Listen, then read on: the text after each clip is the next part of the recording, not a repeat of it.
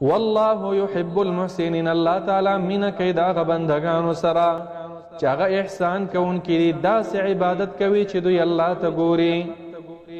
او که دا یې په ذهن کې نه راځي نو داسې عبادت کوي چې الله رب العالمین ما ته ګوري. بلا من اسلم وجهه لله وهو محسن، یو سړی ایمان راوړي خو په زړه کې دا عقیده وي چې الله ما ویني، نو د دغه سړي دپاره فله اجره عند ربه.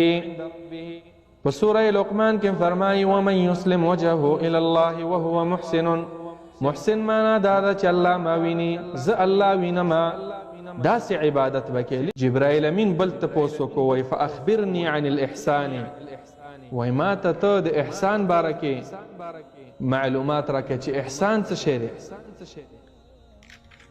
احسان نبی صلی الله علیه وسلم ورته ډېر ښکلی تعریف وکړو.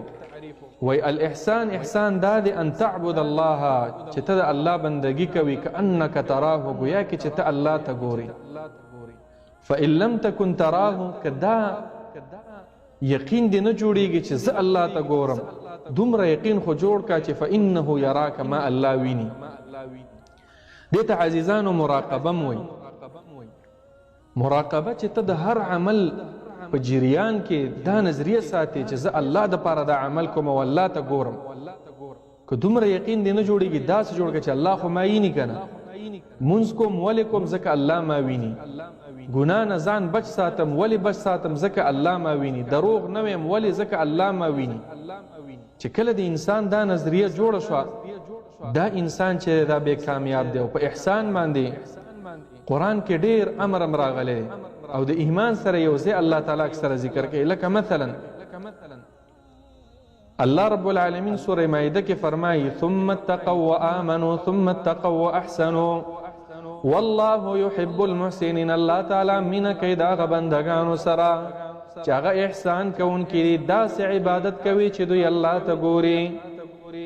او که دا یې په ذهن کې نه راځي نو داسې عبادت کوي چې الله رب العالمین ما ته ګوري. بلا من اسلم وجهه لله وهو محسن، یو سړی ایمان راوړي خو په زړه کې دا عقیده وي چې الله ما ویني، نو د دغه سړي دپاره فله اجره عند ربه. په سوره لقمان کې فرمایي ومن يسلم وجهه الى الله وهو محسن. محسن معنا دا ده چې الله ما ویني، زه الله وینم، داسې عبادت وکړي. للذین احسنوا الحسنى، هغه خلک چې په دې طریقه عبادت کوي دوی دپاره جنتونه دي او زیات نعمتونه یې د